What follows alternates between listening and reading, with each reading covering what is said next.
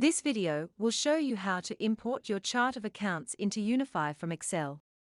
First, go to the menu and click on Configuration. Then go to Chart of Accounts. Press the Upload icon. You can download a template here so you know how to correctly format your codes for successful import. Once your codes are formatted like this, there is one more step before you can upload it to UniPhi. You will need to add a range name. To do this, select the whole area of the codes you want to import.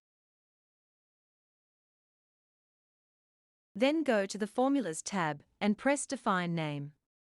The name needs to be capital C, lowercase o, and capital A. Once you have done that, save and close your spreadsheet. Now you can name your chart of accounts in UniPhi and press the File icon to upload the file you have formatted. When you press Save, you will see your new chart of accounts in the list and you can click on it to see the codes that imported.